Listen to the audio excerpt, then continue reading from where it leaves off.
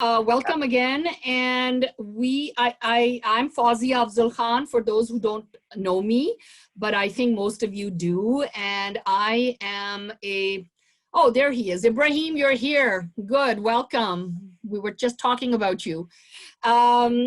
Okay, so you don't have to do that. Anyway, so I'm Professor Fawzia Afzal-Khan at Montclair State University. I teach in the Department of English, and I've been here. I'm a lifer. I've been at Montclair State for 34 years now. So, and in the middle, obviously I've also taught at many other institutions as a visiting professor whenever I've been able to do so, primarily in Pakistan at various institutions. I'm originally from Pakistan. And also most recently at NYU at their Abu Dhabi campus.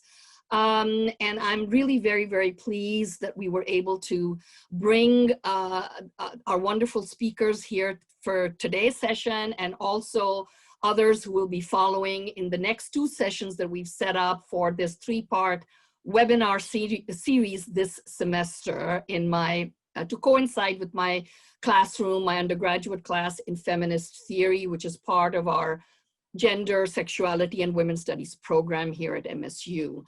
And so I just wanted to start by making three quick acknowledgements before I turn it over to my co-conspirator and organizer who actually brought this wonderful idea to me, and I was only too happy to sort of put my 2 cents worth in here and make this happen.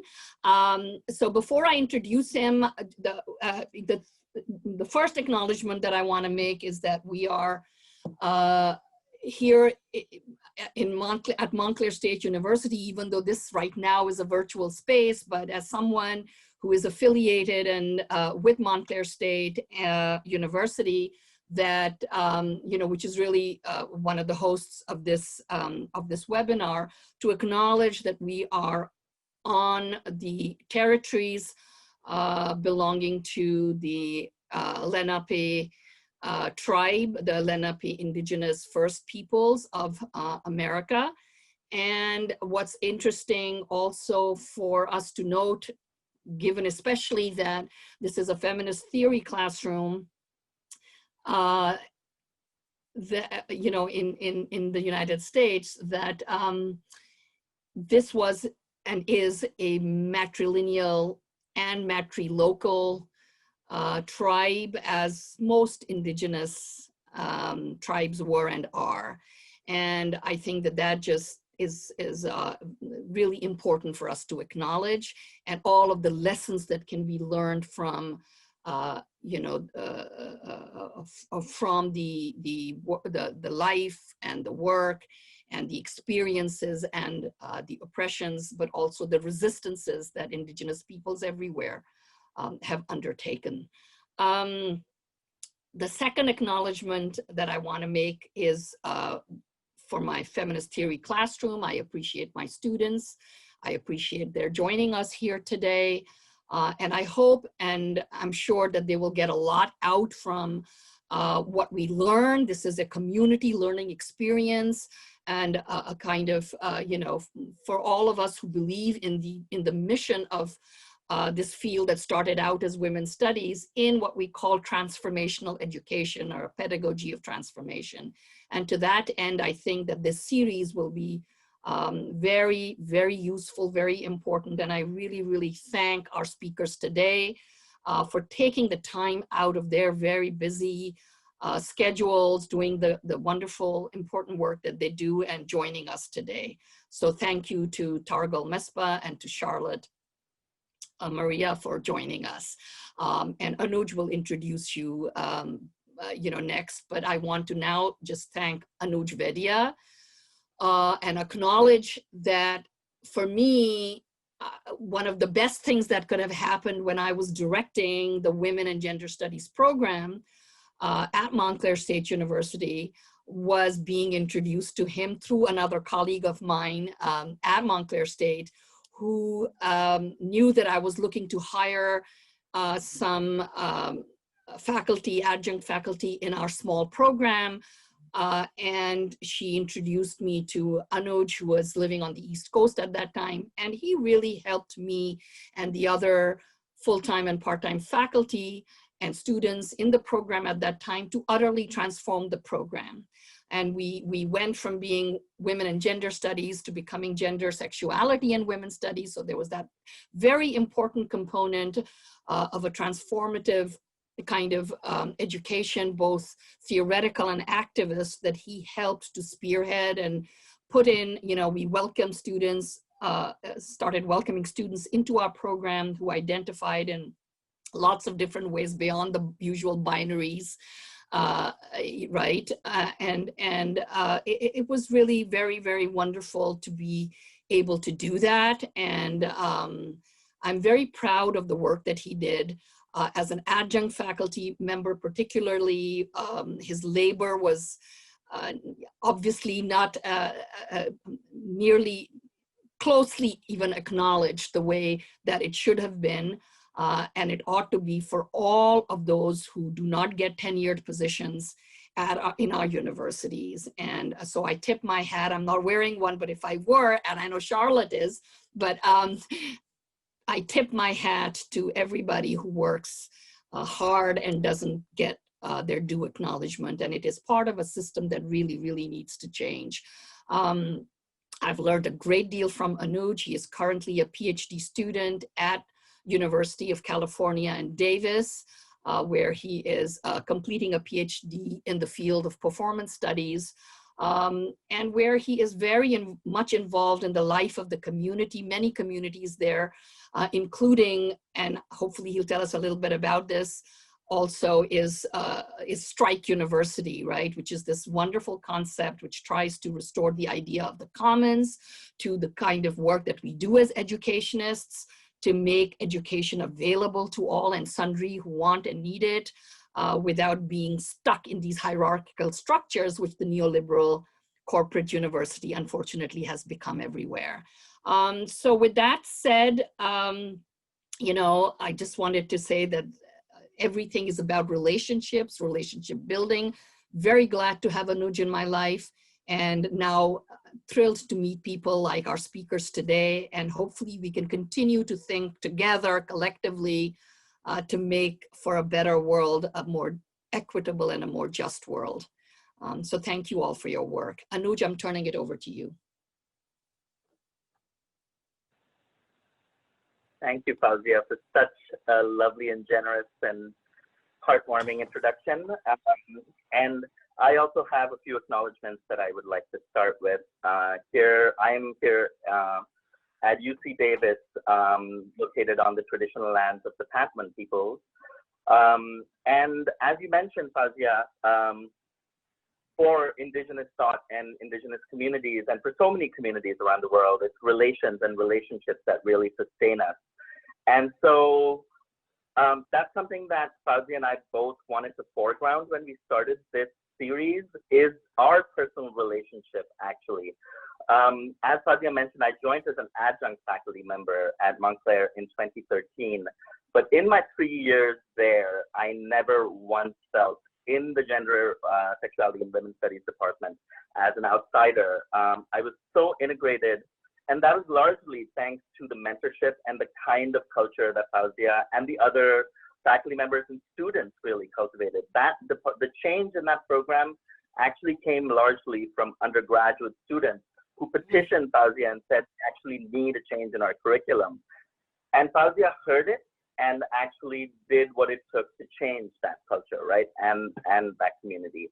And while Fawzia was my boss in some level, and and I thought of her as a mentor, I mean, for me, I just realized, because within the structure of the university, that was true, but that was not the way we communicated or related with one another. We were always, there was no hierarchies, and it was really about collaborating to make the educational space and the world more accessible, more joyful, and really the kind of receptivity to knowledge, not knowledge as a product, but knowledge as a process that was part of that program, was really eye-opening to me.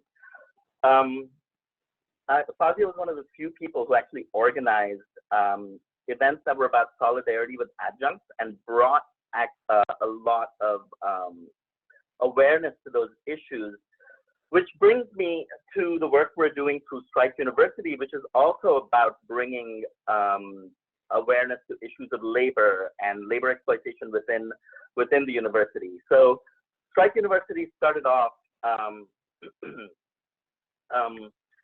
in this particular iteration grew out of the student labor movement that started off really at UC Santa Cruz last year. So there has been a long history of student organizing in the UCs and across universities, right? But this particular instantiation comes from that movement at UC Santa Cruz. And while originally it began as a student labor movement, and in the aftermath of the pandemic, it's really going to be a social welfare strike, a mutual aid network, a way of building connections, not only within the university, but outside the university, and rethinking what kind of relations are possible in terms of learning and teaching and making a better life. I also just want to acknowledge that while most of the students who were fired as part of that original strike, about 80 students were fired by the university, all of them have been actually reinstated. But there is still one student, Carlos Cruz, who is a first generation college goer from a farm worker family who is actually still, who has criminal charges against him from UC Santa Cruz for participating in protests, right? And is being made an example of by the university. And so Strike University really has been standing in solidarity with folks who are at the receiving end of like necrotic relations from the university and saying, no, we will not stand for this. So that is really one of the big parts of this platform.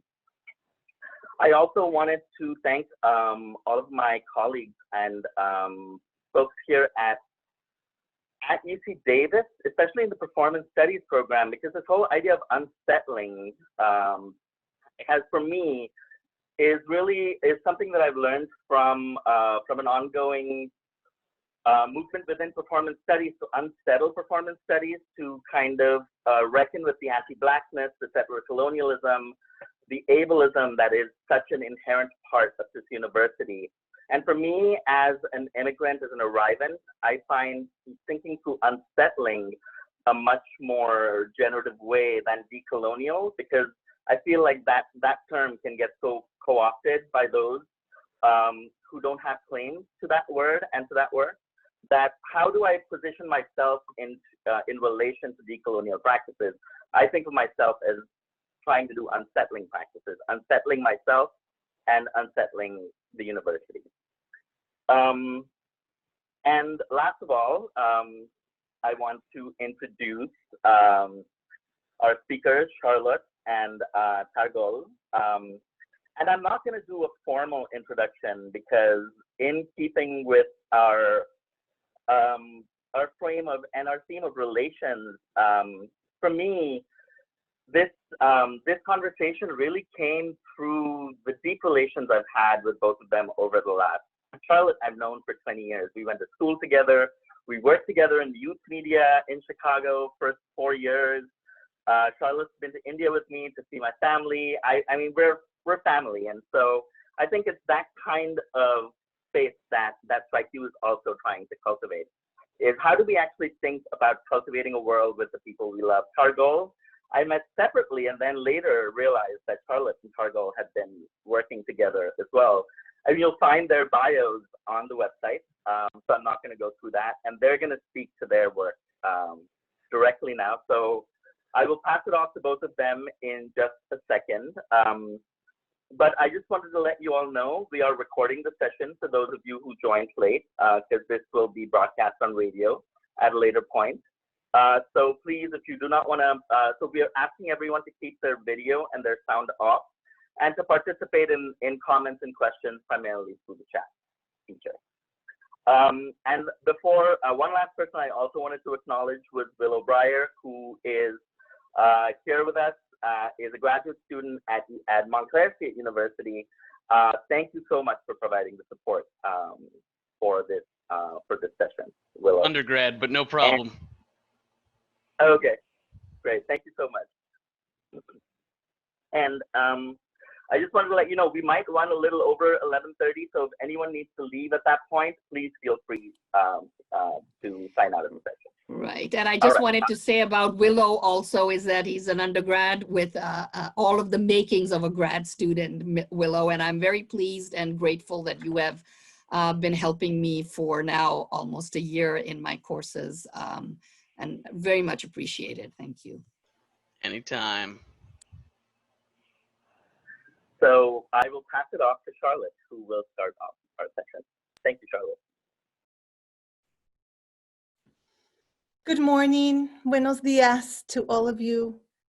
Thank you so much for being here. My heart is really happy to connect with you from all these different respective corners of our continent and to have the opportunity to share some of our thoughts and experiences and questions that might help us feel our way forward in these times. So with deep appreciation, gratitude for all the forces, all the people, but also all the other forces that have made it possible for me to be here. I'm going to try to briefly address some of the prompts around Indigenous epistemologies and feminisms that our hosts have posed to us from my current location here in these Mesoamerican territories. I'm on the outskirts of the village of Tlalixtac de Cabrera in Oaxaca, Mexico, which is territory of the Zapotecs, Mixtec, and Triqui peoples, but also with the historical presence of the Nahua, as well, of course, as the Spanish, French, and, well, of course, many others now. So in somewhat circular or spiraling motion, I will start in the way at the end, which is, of course, a beginning, by saying that from the long historical view and cultural memory of these lands and these peoples, the pre-Columbian philosophies, cosmovisions of Abya Yala, which is the name given to this continent by the Kuna people of its mid-south, every part of life, every bit of our world and universe has an intrinsic value and is therefore worthy of respect and reverence just for existing, just for being. So it is from this this vision that comes from the many indigenous languages of these lands, that every being, every element has a soul or a spirit. Now, this is a way of senti pensar, we say in Spanish, which is, of course, the colonial language, but the one that we have right now to express some of these things, and it is being intermixed with the local languages. But in the senti pensar, this way of thinking, feeling, of integrating concept with practice, it stems from our bodies situated in specific territories and histories. So this view and approach to life itself, integrated with all beings and elements, is from a situated, corporealized relationship between our bodies and our territories. So that is the first thing and the last thing that I want to make sure that I address today. And then to say that these territories are full of movements. And I don't just mean the constant earthquakes and smoking volcanoes of these high desert mountain-rimmed valleys, as is Oaxaca and these Oaxaca central valleys, as well as the Mexico City high desert and central valleys that I am from, but also of people's social movements and specifically women's movements. Now, these are movements of both mestizos and indigenous in cities, as well as their peripheries, in rural lands, still held communally, in campesino, peasant, subsistence economies and networks, where indigenous women and other racialized, feminized bodies, including the big diversity of indigenous peoples and Afro-descendants, multiple genders, and the earth herself, all whom have been most impacted under a colonialism bent on capitalist extraction over these now going on 6 centuries. So Sabatista women speak to this ongoing history of violence. And for those who might not be familiar with the Zapatistas, this is a social movement that comes from the southeastern state of Chiapas at the border of what we now call the nation state of Mexico, bordering the nation state of Guatemala, but really which are Mayan territories. And I'm not going to speak too much about the Zapatista movement because I want to address sort of these larger questions that we're focusing on today, but just to say that it is a continuation of a long history of resistance, of different indigenous uprisings, in resistance to the colonialism of the last going on 6 centuries. So within the Zapatista movement, which is really a neo-Zapatista movement, continuing the work that was set out by the Zapatistas in the revolution, the Mexican Revolution of the early 20th century of 1910 to be exact, the women in this movement have a particular role, have had a particularly strong presence and strong role, as well as transformation within their own society. And they dedicated their most recent second women's encuentro in the highlands of Chiapas solely to the topic of violence against women and other feminized bodies. So I wanted to read some of their remarks from this encuentro, which happened, wow, it seems like ages ago, but it was really 9 months ago, almost. Yes, 9 to 10 months ago in late December of 2019. And I'm going to read a translation into English, but I will provide in the chat box later links to the originals in Spanish and as well as the translation in English for you all to read. So these are just selections from some of their opening remarks. Compañera Amada is speaking. Compañeras and sisters, welcome to these Zapatista lands. We are very happy you were able to come all the way here to our mountains. And for those who were not able to come, we also greet you because you are watching what is happening here in the second international gathering of women who struggle. We know very well that you had what you had to do to get here. We know you had to leave your family and friends, and we know the effort and work you had to put in to come up with the money to travel from your geography to ours. But we also know that your heart is a little bit happy because here you will meet other women who struggle. Maybe something you hear or learn here from other struggles will even help you in yours. Whether or not we agree with these other struggles and their forms and geographies, all of us benefit from listening and learning. This isn't about competing over which struggle is best, but about sharing our struggles and ourselves. We ask you to be always respectful of different ways of thinking and doing. All of us here and many more who aren't here, we are women who struggle. It's true that we all have different ways of struggling, but as you can see, as Zapatistas, we don't think that it makes sense for everyone to think and act in the same way. We don't think difference is a weakness, but rather that it is a powerful force when we respect each other and agree to struggle together, but not on top of each other. So we ask you to share your pain, your rage, and your struggle with dignity, and to respect other pains, rages, and dignified struggles. Compañera and sister, we have done everything possible so that you can be happy and safe here. It may seem easy to say that, but we know all too well that there are very few places in the world where we can be happy and safe. That is why we are here, because our pain and our rage at the violence we suffer as women for the crime of being women. And as we'll see in the next few days, men will not be allowed in this space. It doesn't matter if they're all good men or more or less normal men or just whatever kind of men.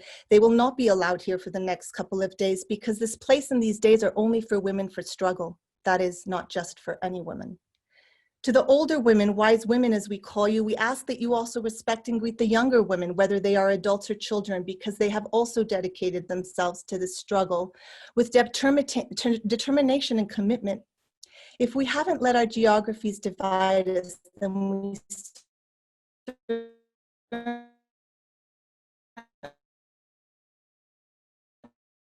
we won't let our calendars do so. All of us, no matter what the calendars we have marked or the geography in which we live, are on the same path. We struggle for our rights as the women that we are. For example, our right to live. This point makes us sad because now A year after our first gathering, the report is not good. All over the world, women are still being murdered, disappeared, abused, and disrespected. This year, the number of women raped, disappeared, and murdered keeps rising. We as Zapatistas see the situation as very serious. And that is why we organized a second gathering around one theme only, violence against women. And then it goes on. I don't think I'm going to have time to offer a little bit of a particular Zapatista women are coming in and who also reflect a larger. So I'd like to share. Yes. Yes. If you want to turn your video off, because we're having some sound issues.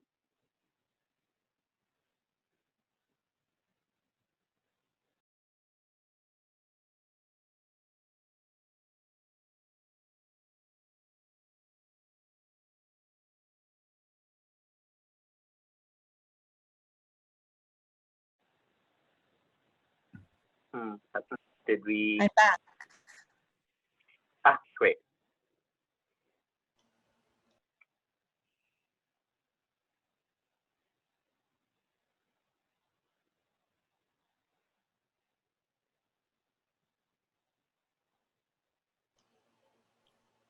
Charlotte, can you hear us?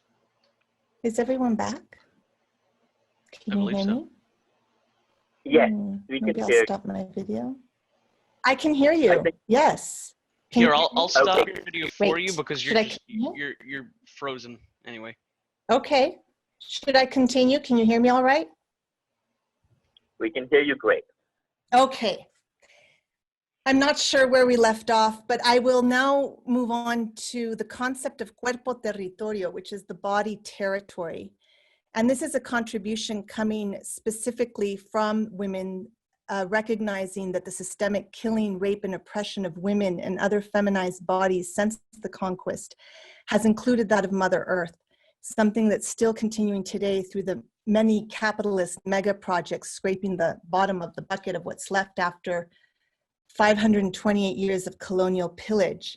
So in order to illustrate some of what is meant by cuerpo territorio, body territory, I want to share this quote from Silvia Marcos, her essay, Decolonizing Feminism, the Epistemological Insurrection of Difference.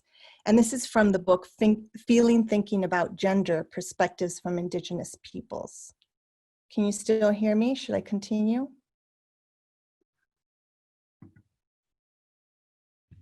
Yes. Okay, great. Yeah, I just can't see anybody anymore, so I'll keep going. So she says, in the traditions of organized Indigenous women, the body has very different characteristics from those of the modern anatomical or biological body. The exterior and interior are not separated by the airtight barrier of the skin. Between inside and outside, there is permanent and continuous exchange. The material and the immaterial, the exterior and the interior are in permanent interaction, and the skin is constantly crossed by flows of all types. Everything points towards a concept of corporeality that is open to the great directions of the cosmos.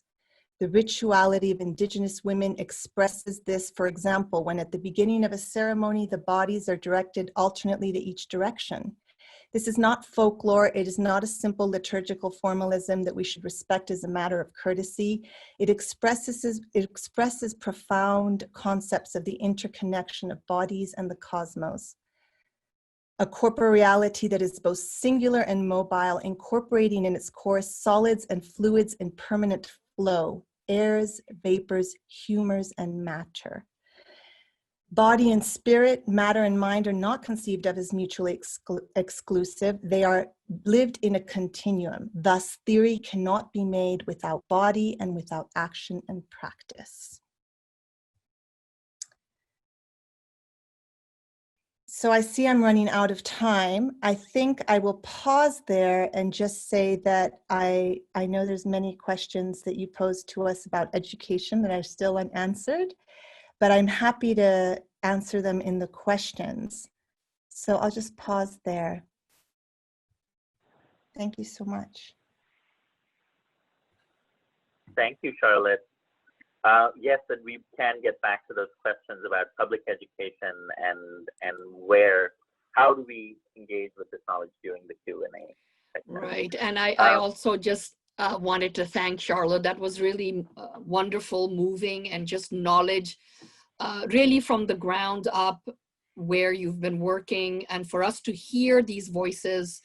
I think also just for my students to hear about the encuentro that you so graciously shared the words, of some people from there was really wonderful. And I think that notion of the importance of combining mind with body, spirit with this, the reasoning self, right? The rational with the emotional. I think that contribution to feminism, to feminist theorizing, that really comes from the work that these people and these women, these feminists in the global South are doing is just a great, it's so important for you to have shared that with us. So I really thank you.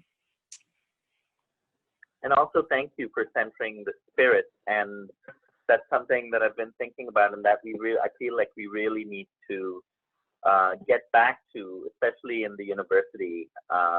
It's something that we are all very afraid of going towards. So it's great to see that integrated into our knowledge making and into our embodied knowledge making. So I invite Targo. Thank you, Targo, for the words you're going to share with us. Of course. Thank you. Good morning, everyone. And thank you, Anuj and Fawzia, for inviting me to speak today. And thank you, Charlotte, for what you have shared. I am connected to a few different places. My family is from Shiraz in the southern region of Iran, and I was born in Tehran, in the capital. My family immigrated to the US during the Iran-Iraq War. And I have been living in the East Bay in California for many years. And the East Bay is traditional Lashan Ohlone territory. And Segorite, which is an urban Indigenous women-led land trust that works towards rematriation of the land, is an organization in the region where I live. And I invite folks to learn more about the work that they do. And I will post their website in the chat. It's segorite-landtrust.org. Right now, I'm on the road. I'm in Southern California, actually, and which is the homeland, the specific area I'm in Irvine is the homeland of Ashamen and Tongva peoples. And I will be taking us back to the other continent momentarily to talk about some of the organizing and autonomous ways of organizing and living and education that's taking place in northern Syria at the moment. But I wanted to kind of first begin with addressing one of the first questions that you posed to us, which is what can we learn from our past as scholar activists in this moment of crisis where new directions seem possible? And, I've been thinking about this quite a bit, and I think that our crises are multiple. We have failed government infrastructure around public health during our current pandemic, which is revealing the structural inequities that expose some populations to more harm. Poverty, lack of access to healthcare, to nourishing foods, all sort of go into the making of the conditions under which people are able to respond or not respond well to infections and viruses. But there's also an increase in violence. There is a war on autonomous territories, including Rojava in Syria, where I will be talking about today, Sabatista territory, Artash, which is an autonomous region in Armenia right now, that's it's under attack by the Turkish government and Azerbaijan. This is the most recent, and just worldwide assassinations of women and land defenders. So there's an increase, and I see this moment as a moment of intensification of what has been true for a long time. And so this is like I think maybe one of the main things that I want to emphasize today, which is there are two things, there are two seemingly contradictory things that are happening at the same time. And one is there are forms of structural inequity and racism, police brutality against Black and brown bodies that have been true for as long as this country has been around. So the crisis is not new. And at the same time, the crisis is much more intense, and its reverberations are reaching across vaster swaths of people. So this is it's also a whole new level of experience, but then it's also not new. And I think it's important for me, I try to hold both those things at the same time. And precisely because this is not new and cycles of violence have been intensifying over long periods of time, we have a lot to learn from those who have survived and the kinds of resiliencies that have been able to help communities survive what have been existing genocides and you know, for a lot of populations, the apocalypse already came.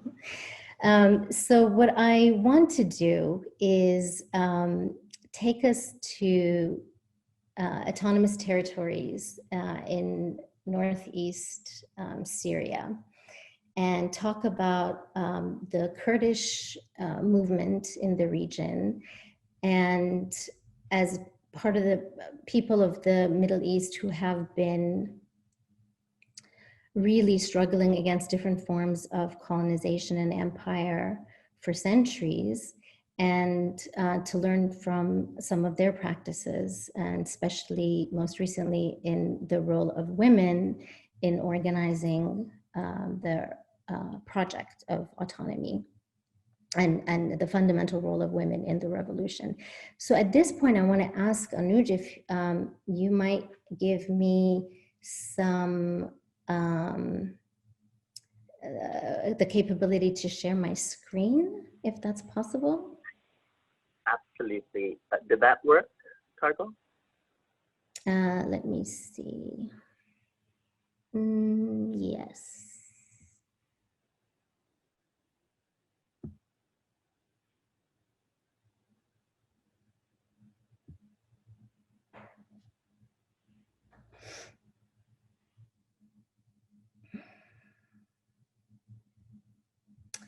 Okay, so this is a map of the region, and the yellow that you see is basically the historical Kurdistan, the territory that the Kurdish peoples have been occupying living for a very long time. And I realized that there might be recordings of this that are only audio, so this territory basically moves across Turkey, Syria, Iran, and Iraq. So the Kurdish population are considered a stateless population and peoples, and this is a map, a second map of the region above in the north of Syria, northeast Syria, where the Autonomous Administration of Northeast Syria, which is also called Rojava, which means the west in Kurdish, Kurmanji, and refers to the furthest land, west land of the furthest western area of the historical Kurdistan. And I have here an image that shows you in 3 different languages, Aramaic, Kurdish, and Arabic, the different areas. And this is important because the project, the Rojava Revolutionary Project, is one that is not just for the Kurdish people, but for all people in the area. And it's not in pursuit of independent state, but it's very much about creating the conditions where different peoples from different backgrounds, linguistic, religious, ethnicity, can live together. And historically, this has included Kurdish populations, Arab populations, Armenians, Assyrians, and Yazidis.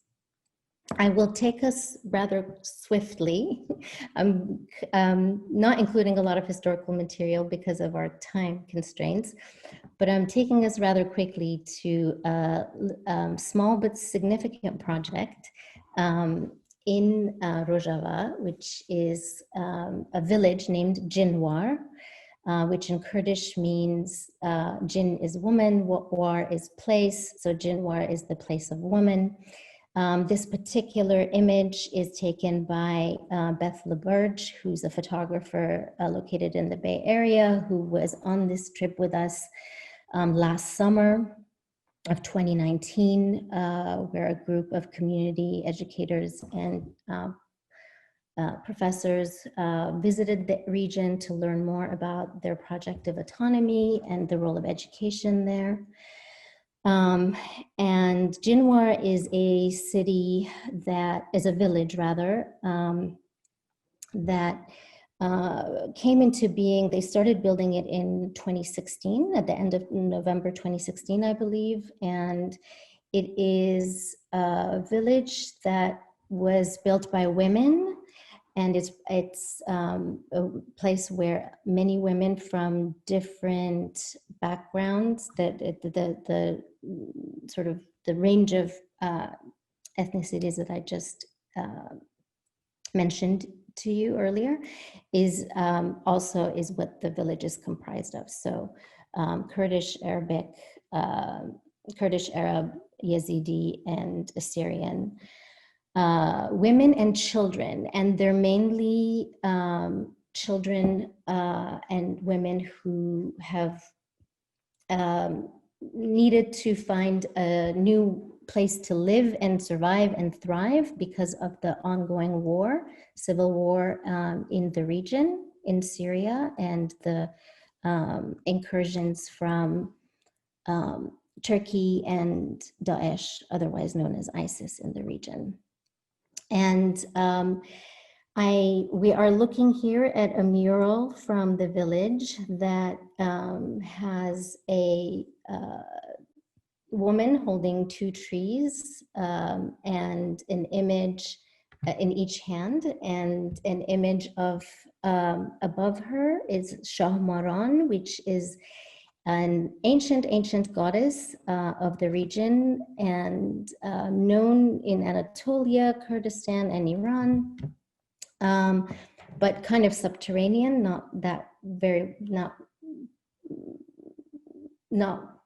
as well known as it should be, but definitely in Kurdistan and in this region, it's a revered figure who represents the historical knowledge of women and the collective,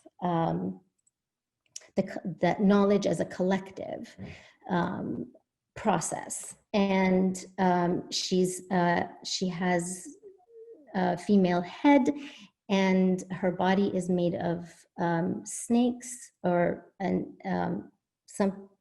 her legs and her tail signify the multiplicity of knowledges, snake being the symbol of wisdom and knowledge, and she was the keeper of knowledge and wisdom. And she's an important figure, and maybe I'm going to try and move more quickly and talk about it more if the questions come up in Q&A.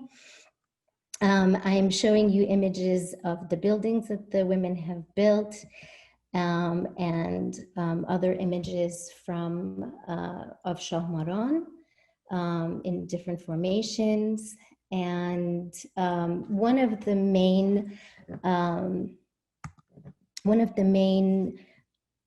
focuses of the revolution is and the autonomous project, the Rojava Autonomous Project. The three main pillars. One is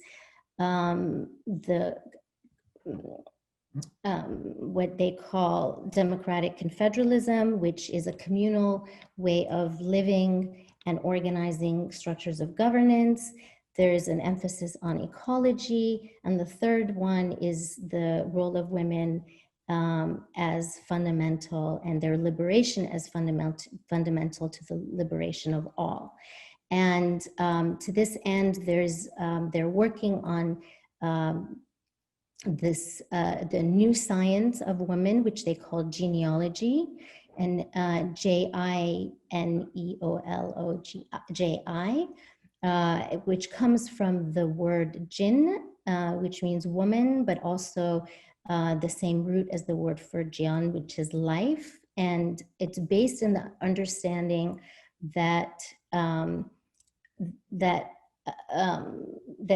women, the relationship between women's knowledges and historical knowledges around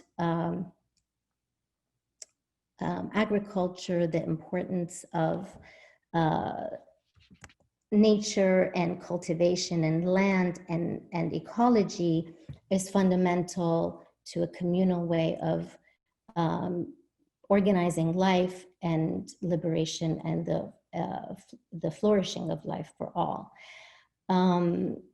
I am really cognizant of going over time, and I will just say that this ended perhaps here, and just say that genealogy is really what the sort of the pedagogical interest that I also have is in how it's foregrounds the role of women and women's perspective, but it's vast and covers all kinds of things, from politics to aesthetics to agriculture. So, and it's very much a science of that's in practice in terms of how people are living and surviving under the conditions of war. And so it's very much ground up. It's very much about the practice of everyday life, and it's very much happening in process right now. And I will stop there and hope that I can expand upon these ideas during the Q&A. Thank you so much, Targol. It was great to see the connections as well between what you and Charlotte were talking about. Would you mind unsharing the screen? Thank you. We have a question from a student that is for both of you in the chat. But before we get to that question, there's one thing that I wanted to address, which is part of our title. You talked, Targol, about autonomy and kind of autonomous features. But I would love to hear from Charlotte about the pedagogy of the seed. I know that's probably much more than you can talk about in a few minutes, but what about that can you summarize for us? Because I would love to hear directly, you speak directly to that if possible.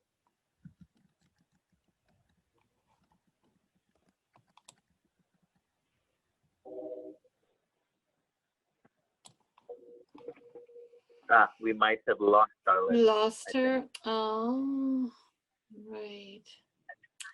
And there are lots of, oh, thank you, Targol, for Shamaran yes, we have to look up this goddess. And I think that's part of the, if I may, Anuj, since you asked that question, is the idea of the goddess, right? And somehow seems connected to the idea of the pedagogy of the seed, right? Even though, right, we think of seed as the male seeds, but, the woman, but really it's the woman's function as a cultural vessel almost, right?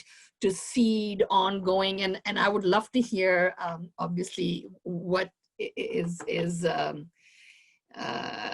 is Charlotte's sort of entree into this, but also in terms of what Targol was saying. So it's not only, it's both in a cultural realm.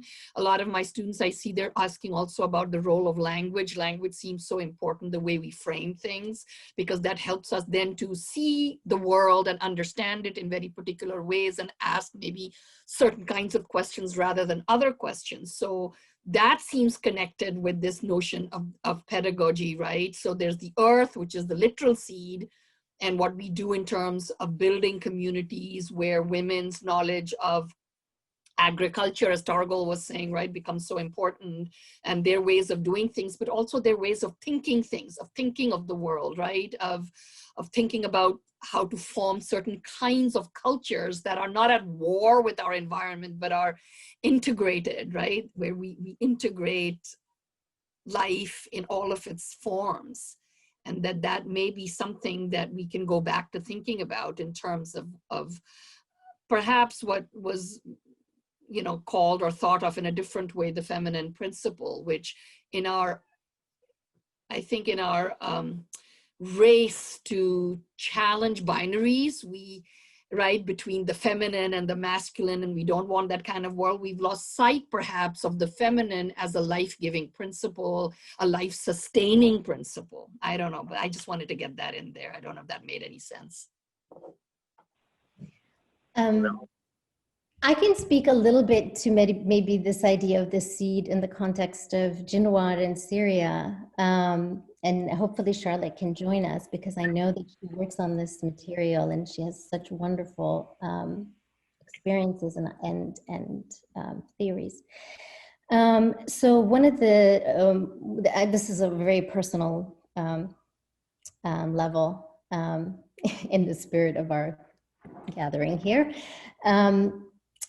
So when we were in Jinwar, the women gifted us with this artifact that was called a hermel, and it's made of seeds. And I asked them if I could take some of the seeds, because we have another friend, mutual friend, who has a seed library in Oxnard, Linda Kikiewicz, and she gathers seeds of struggle from all over the world. And I wanted to bring seeds from Jinwar, and I didn't fully know what they were, and then I did all this kind of research afterwards, but it turns out that it's Syrian rue, and rue is a seed that I grew up in and with, maybe in, I don't know, but definitely with, and it's something that we burn in Iran as a way to kind of cleanse the area, to bring good energy, you know, it's to ward off any bad intentions, and it's thought to have disinfectant qualities as well. And so, and then I realized, and as I did more research, that the hermel is a really, and this is part of the work of the genealogy that the women who are working in these academies around focused on genealogy are uncovering is these sort of ancient knowledges and ancient practices with this particular seed, which is why then the women adopted it as the symbol of the Jinwar, and the artifact they gave us actually is a calendar that's made of the seeds. And the seeds have been used for medicinal purposes, and also the leaves have been used to make medicine for intestinal issues. But it's something that the part of this effort around genealogy, which is to also, you know, go back and recuperate a lot of knowledges that have been lost. But also in that work, realizing that really maybe it hasn't been lost. There are all these, you know, all the work that they're doing, and maybe making it more visible. And Targol, sorry. Please, please. So sorry. No, I was just going to say, because when you first used the word genealogy, and at jinn, you were, and of course, I'm thinking from the Muslim perspective, the Quranic, right? The jinn as a force that Muslim scripture believes exists, right? Which is not human, right? So this idea of connecting with something that is not necessarily human, but can be a force both of evil, but good, right? And often we have in Muslim cultures, this notion of the jinns possessing women. And of course, from a patriarchal point of view, when a woman is, quote, possessed, you know, you got to cure and beat the jinn out of her. So I'm just thinking in terms of language use, and wherever this comes from, one can do so much wonderful stuff with this concept and this idea that the jinn becomes this kind of ancestral, spiritually loaded kind of genealogy, right? That is connected to the land and to restorative healing practices. It's fascinating. And I would love to know more about this research and whether, you know, and how are these women, or how traditionally, historically, have they been regarded in different societies? Because from the West, of course, we know how this became, you know, this kind of knowledge of herbs and the land became, and healing practices that women practiced traditionally for centuries became at one point seen as the practice of witchcraft, and women were burnt at the stake for that. So in the context of places like where you are researching, Rojava and, you know, other, let's say, Muslim or non-Christian lands, Judeo-Christian lands, whether this practice has slightly different history, different significance, etc. Well, one of the things that really struck me when I went to Chiapas for the first time, and subsequently, and actually Mexico in general, was that they also burn the rue, but they burn and it also has very similar kind of, they do limpias with it, or they, and you know, the cleansing, but they burn the leaf, and we burn the seed.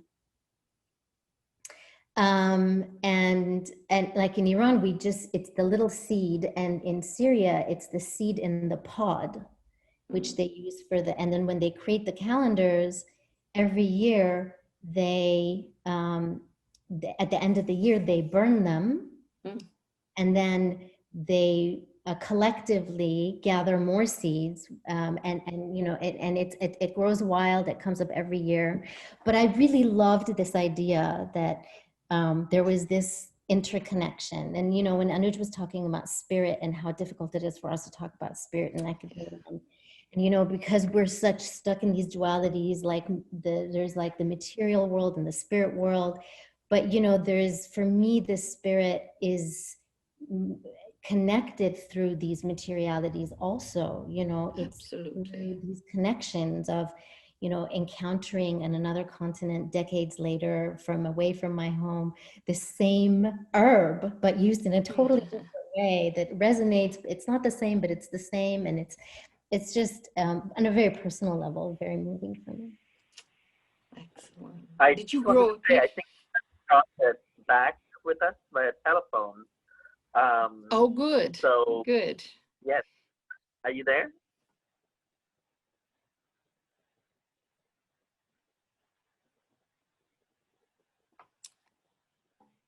Maybe not. I mean, I see her number, but maybe.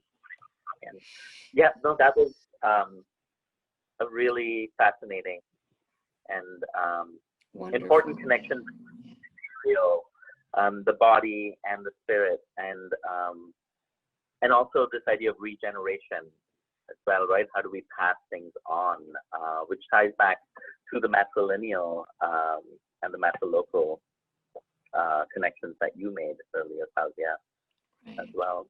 Yeah.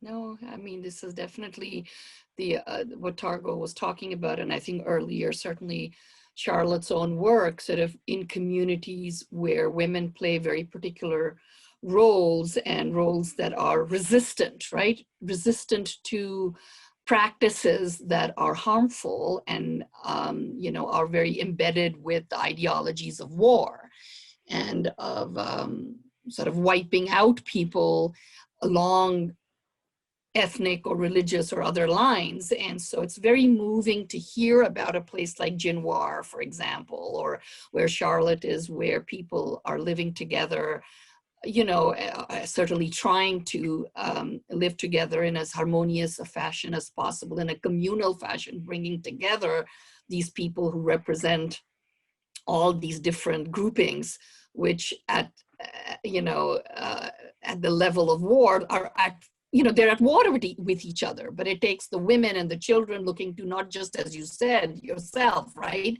survive, but also to thrive, to form these communities where they can use some of those knowledges, right, those frameworks of knowledge that have been passed on generation after generation and that have been traditionally the purview of women, and using that knowledge to heal, to come together, as opposed to, you know, to kill and to participate in all of the awfulness that we see raging around us every day, that seems to be increasing rather than decreasing in recent decades. So I think that resistant idea is very, very important. And we would just love to ask you, Targal, how did you, I mean, one of the students in my class was very keen. I mean, these are, you know, young feministas, you know, just beginning to enter this area of study in the university that we call women and gender and sexuality studies. And they just, you know, would love to hear from you how, you know, you got to be where you are, what sort of started you on that path that they might like to think about adapting or adopting for themselves. Oops. Well, I'm an accidental academic, really. But I just wanted to. It's when I was in college and graduate school, I basically wanted to read more, and I didn't know. And I was also, you know, pretty recently immigrated and didn't sort of never kind of found a place where I could connect, and reading and finding a really radical department actually at UC Santa Cruz, where I did my PhD, was really important for me. And really what attracted me to it, and that's kind of what I try to bring today to my work and to my teaching also, is starting from social issues, like wanting, and like my desire to read wasn't just completely abstracted or you know, for its own sake, but it was, I needed to find ways of being able to make sense of my experience and the experience of people around me and the kind of forms of suffering that I saw and I witnessed. And so that's why I think for me, part of that work is always been about situating myself in a very interdisciplinary way. And because what compels the work is a social, political, it's rooted in our everyday lives. And sort of, you know, when you're studying a particular discipline, you know, it has its own boundaries and its own history of trying to justify its own existence and its own publishing houses and Yes. and you know, the entire enterprise of academe. But you know, when you're starting from a social problem and lived experience, you know, trying, you know, and this is why I love the, you know, following these autonomous experiments, is that they are under the worst conditions creating amazingly radical, beautiful, life-affirming, community-based ways of living. And yeah, so I think that just, you know, and I think the academy is important also as a space where we get, you know, it gives us such a privilege to have this space to be able to think, you know, but like we need to really make the most of it, you know, and to think and to try to connect our various communities, you know, and so it's not a rejection entirely, but, you know, it's part of the many contradictions I think that we're grappling with on a daily basis. And, you know, it has a lot of, there's a lot of problems, as Fawzia was talking about earlier, about the neoliberal university and its extractivist and, you know, exploitative structures. And, you know, it can be a refuge. We have to carve out these little cracks and spaces, like the work that you are doing, as Charlotte is doing. That's what it's all about, and to then connect it to others and to make it a collective process. So thank you so much for having me. Thank you. And I know that Charlotte, I keep seeing her telephone ringing or trying to connect, and I'm very sorry that I was, yeah. there I you mean, are. I needed to be unmuted by the master wizard. I couldn't unmute myself. But I'm here. I'm so But sorry you're to have here. missed Well, we would love but to. are there any last questions that maybe I can address? Sure, Anuj, maybe you can just rephrase, but there were what we had Targal also talk about in response to some, you know, comments that we were getting, which was to simply share how you got to be where you are in terms of your passion and what led you to the work that you do. And why it's important. And you've of course shared most of that, but if you could just sum it up, perhaps. I don't know if Anuj, you wanted a slightly different direction. Yeah, one more question. I mean, I would love to hear about that. I think students would love to as well.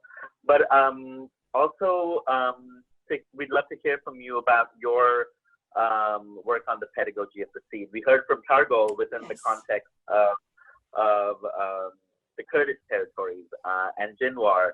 And it would be great to hear your side to put these two into conversation. Would be lovely. And I just need to just say that if I have a class in about 6 minutes, so I might have to I mean, I will have to drop out, but I just wanted to say thank you to both our amazing guests, and I hope that we can continue these conversations. Thank you very, very much. But I'm on for a few more minutes, so yeah. And thank you, Anuj. I don't know. Yeah, I don't know that I can go into the whole pedagogy of seed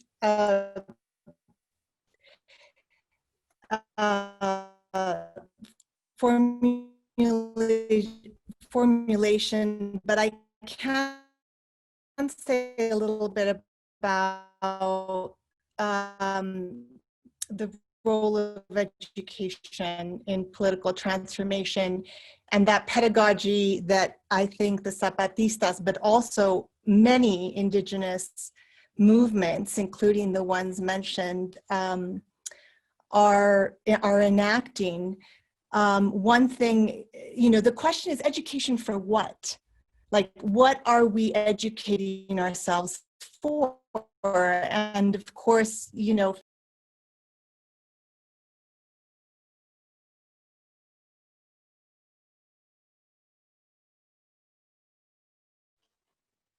Hello.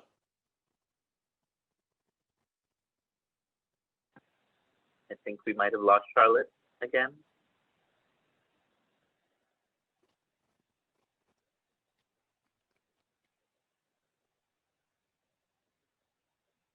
Are you there, Charlotte?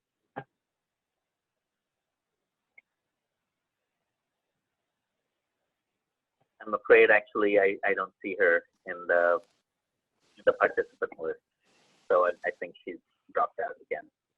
Well, this is the reality of Zoom, especially from when we're calling in from all corners of the world, and it really does raise a question about like accessibility and what is public education for me. I mean, those are much bigger questions that we could spend days thinking about. But just wanted to point that out, like even while we are here having this conversation, it's not just technological accessibility, right? The university, like who is this knowledge accessible to, is something that has been kind of central to the work that you're doing, Targo and Charlotte, but then also to this formation with the Strike University and to feminist epistemologies, anthropistemologies. So Kriti shared with us that the last question, that thing we heard from Charlotte was, what are we educating ourselves for? And maybe that's a great question for us to leave the session with, something for us all to think about and consider in terms of our own work. So thank you for sharing that with us, Kriti. Thank you all for being here. Thank you, Targo, for sharing. We hope to see you all again on October 30th. We'll be back with Kim Solga, who teaches at a university in Canada. She works in performance and theater and issues around gender. And also from Alex Wilson, who will be calling from First Nations territories, way up north, Opaswaya Cree Nation, to be specific. And then the last session is on November 20th, where we will have a very experimental, performative intervention by larval rock stars. So until the next time, please be safe, everybody. Be well, and thank you. Thank you. Thank you very much. Thank you all. Bye. And I will share all the information by email to those of you who have shared your email.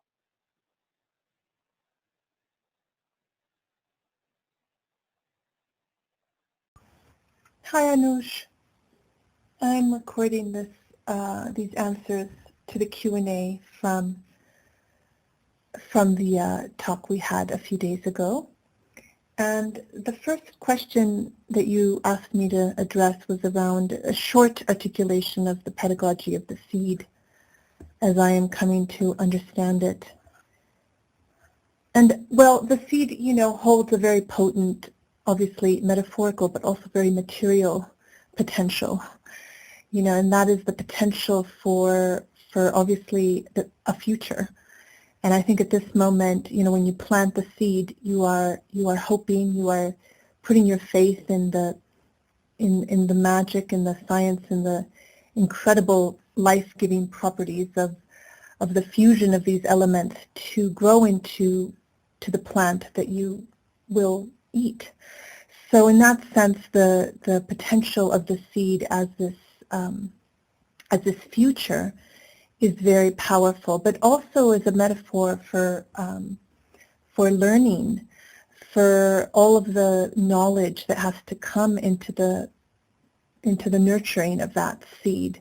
And of course, this knowledge is ancestral, right? And so that seed carries with it all of the genetic information that has been, and the knowledge that has gone into it through millennium, ancestors going back so many generations that have also bred this seed into what it is, like corn. You know, a kernel of corn is the result of a lot of human tending and human modification of, you know, the original Teosinte plant that has now resulted in this crop that is so central to Mesoamerica, but much of the world as well. So the pedagogy of the seed is to learn traditional wisdom, but also to apply observation and time and patience and imagination as well. So in this way, farming is a science, but it's also an art. And these are the two wisdoms and knowledges that the Zapatistas have cultivated in convening both artists and scientists to tackle the challenges of our times, especially the multiple crises that we face due to a climate change that has been wrought by a colonial capitalist regime. So the pedagogy of seed that I'm examining in my own work is focused on the Zapatista way of interpreting these larger traditions, these larger indigenous traditions that we all have, that we all carry anywhere we are in the world, in being the survivors and the descendants of peoples who were survivors and who did tend to life.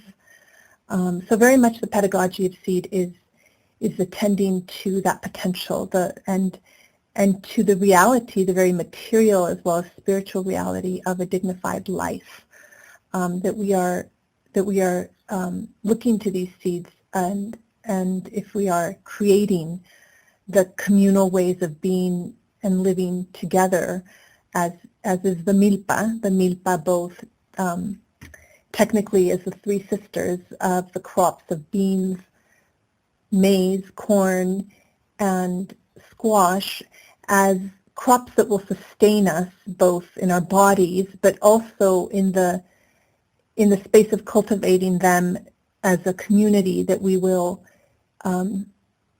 support each other, connect to each other, and mutually aid each other in all the ways that we can as we grow this food.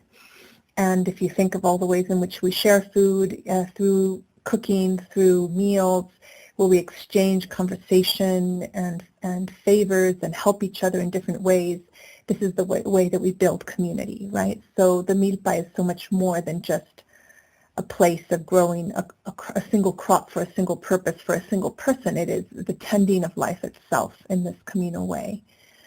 So it holds the potential for so much of life, and really what we are working towards in the Pedagogy of Seed, and the Zapatistas are working towards in their linking us in so many ways that they have over the past almost 3 decades, is for our collective fight for a dignified life. So that is a very brief way of trying to address a lot of terrain, but I hope that it helps your audience. And now your second question was around to share a little bit about how we got to where we are today in our work, Targol and I. And I'm not sure what Targol's response was, but I do want to say that, but I did hear something about the academy. And I would say that it is not so much the academy, actually, but rather our learning together. And I think it is important to study the past and to come together to learn in the present. But that really what I would suggest people do if they want to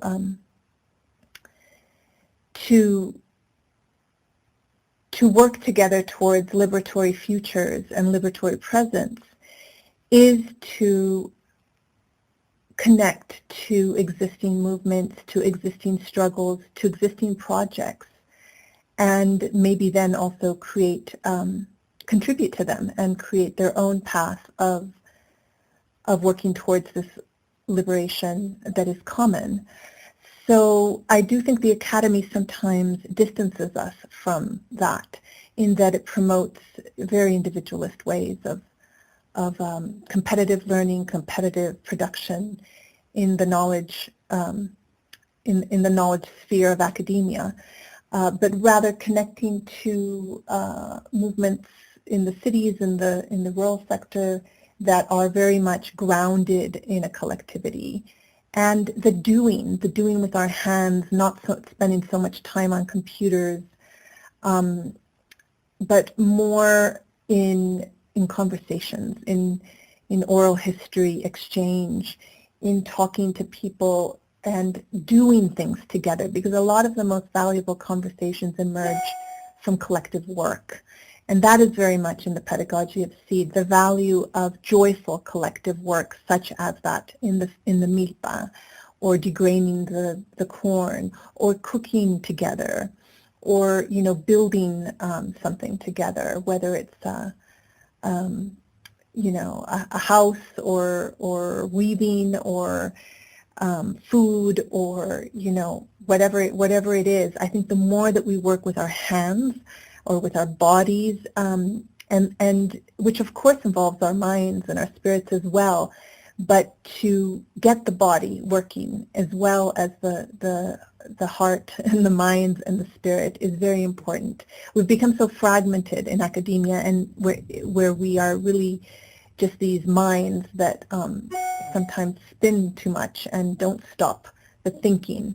But centering the work in the body, and also the importance of learning to listen and to see in ways that are not colonial and dominating or patriarchal, but really finding a way to connect our hearts, connect our common vision, and to listen more carefully to each other, I think are the lessons that come out of the pedagogy of the seed as I am studying it in my work.